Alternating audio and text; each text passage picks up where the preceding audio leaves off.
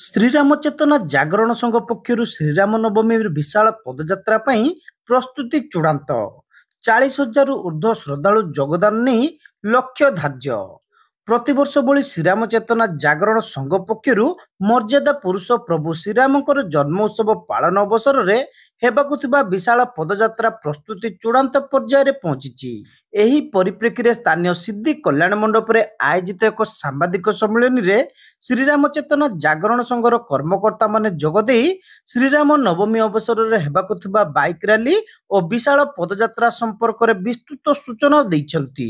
ଶ୍ରୀରାମ ନବମୀ ପୂର୍ବ ଦିନ ଅର୍ଥାତ୍ 5 ତାରିଖ ଅପରାହ୍ନରେ ଶତାଧିକ ବାଇକ୍କୁ ନେଇ ଏକ ଶୋଭାଯାତ୍ରା ବାଲେଶ୍ୱର ସହର ସମେତ ସହରର ତଳି ଅଞ୍ଚଳ ପରିକ୍ରମା କରିବ।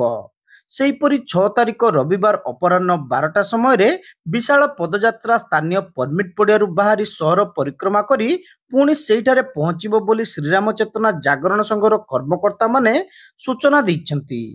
ଏହି ପଦଯାତ୍ରାରେ ସହର ସମେତ ବାଲେଶ୍ୱର ଜିଲ୍ଲାର ବିଭିନ୍ନ ଅଞ୍ଚଳରୁ ପ୍ରାୟ 40,000ରୁ ଶ୍ରଦ୍ଧାଳୁ ଯୋଗଦେବା ନେଇ ଲକ୍ଷ୍ୟ ଧାର୍ଯ୍ୟ ହୋଇଛି।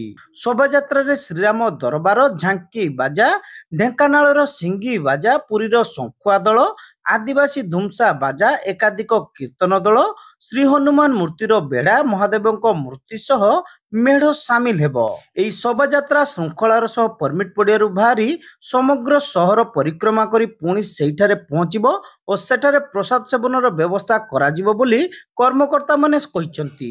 ଏହି ଶୋଭାଯାତ୍ରାକୁ ଶୃଙ୍ଖଳିତ କରିବା ପାଇଁ ଜାଗରଣ ସଂଘର 300ରୁ ଉର୍ଦ୍ଧ୍ୱ କର୍ମୀ କାର୍ଯ୍ୟ କରିବେ। ଶୋଭାଯାତ୍ରା ଯାଉଥିବା ରାସ୍ତାରେ ଛକ ଛକରେ ବିଭିନ୍ନ ସଂଗଠନ ଓ ଅନୁଷ୍ଠାନ ପକ୍ଷରୁ ପାନୀୟ ଜଳର ବ୍ୟବସ୍ଥା କରାଯିବ। ତେବେ ଜିଲ୍ଲା ପୁଲିସ ଓ ପ୍ରଶାସନର ନିର୍ଦ୍ଦେଶାନୁସାରେ ତଥା ନିୟମ ଭିତ୍ତିରେ ଏହି ଶୋଭାଯାତ୍ରା ଶୃଙ୍ଖଳିତ କରିବା ପାଇଁ କର୍ମକର୍ତ୍ତାମାନେ ଜନସାଧାରଣଙ୍କୁ ନିବେଦନ କରିଛନ୍ତି। ଏଥର ଆମେ ଆଶା ରଖିଛୁ ପୁରା ଶାନ୍ତି ଶୃଙ୍ଖଳା ସହିତ ସୁନ୍ଦର ଭାବରେ କରିବୁ। ଆମର 4 ତାରିଖ ଦିନ ରହିଛି କଳସ ଯାତ୍ରା, ବାଲିଘାଟରୁ ବାହାରିକି ପରମିଟ୍ ପଡ଼ିଆରେ ସମାପନ ହେବ ଏବଂ 5 ତାରିଖ ଦିନ ବହୁ ବିଶାଳ ପ୍ରତୀକ୍ଷିତ ବାଇକ୍ ରାଲି ରହିଛି, ଯେଉଁଟାକି 3ଟା ବେଳେ ବାହାରିକିରି ରାତି 9ଟା ସୁଦ୍ଧା ସମାପନ କରିବାର କାର୍ଯ୍ୟକ୍ରମ ଅଛି, ଯେଉଁଟାକି ପରମିଟ୍ ପଡ଼ିଆରୁ ବାହାରିକିରି ମାଣିଖମ୍ ଦେଇକି ପୁରା ବାଲେଶ୍ୱର ଗୋଟେ ରାଉଣ୍ଡ ପରିକ୍ରମା କରିକି ଆସିକି ପୁଣି ପରମିଟ୍ ପଡ଼ିଆରେ ସମାପନ ହେବ। ତତ୍ପରେ 5 ତାରିଖ ଦିନ ଯେଉଁ ବିଶାଳ ଭବ୍ୟ ପଦଯାତ୍ରା, ଯେଉଁଠି ଲୋକମାନଙ୍କର ଉତ୍ସାହ ଉଦ୍ଦୀପନା ରହିଛି ବାଲେଶ୍ୱରବାସୀଙ୍କର, ସେଇ 6 ତାରିଖ ଦିନ ରାମଚନ୍ଦ୍ରଙ୍କୁ ଆବାହନ କରିକିରି ବିଶାଳ ପଦଯାତ୍ରା ହେବ। ଦିନ 12ଟାରେ ସେ ପଦଯାତ୍ରା ବାହାରିବ। ବିଭିନ୍ନ ଗାଁରୁ ପଟୁଆର ମେଢ଼ ଆସିବେ, 40ରୁ 50 ପଟୁଆର ମେଢ଼ ସେଠାରେ ଭାଗ ନେବେ ଏବଂ ମୃଦଙ୍ଗ, ବିଭିନ୍ନ ପ୍ରକାର ବାଦ୍ୟଯନ୍ତ୍ର, ଆପଣଙ୍କର କରତାଳ, ଶଙ୍ଖଫୁଙ୍କା, ଏ ସମସ୍ତ ପ୍ରକାର ଆଇଟମ୍ ରହିବ। 40,000ରୁ ଉର୍ଦ୍ଧ୍ୱ ଭକ୍ତ ସମାବେଶ ହେବେ ବୋଲି ଆଶା କରାଯାଉଛି।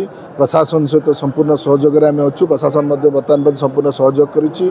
ଆମେ ଏହି ମାଧ୍ୟମରେ ଜନସାଧାରଣଙ୍କୁ ଅପିଲ କରୁଛୁ, ସମସ୍ତେ ଏହି ଭବ୍ୟ କାର୍ଯ୍ୟକ୍ରମରେ ଭାଗ ନିଅନ୍ତୁ ଏବଂ ପରିବେଶ ରାମମୟରେ ରାମଚନ୍ଦ୍ର କୃପା ଲାଭ କରନ୍ତୁ।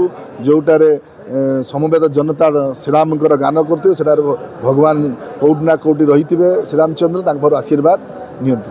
ଏବଂ ଶେଷ ଦିନ 8 ତାରିଖ ଦିନ ଆମର ଯେଉଁ ପୂଜା ହେଇଥିବ ତାର ଭସାଣୀ ଉତ୍ସବ ଆରମ୍ଭ ହେବ। ପରମିଟ୍ ପଡ଼ିଆରେ ବାହାରି ବାଲିଘାଟରେ ସମାପନ।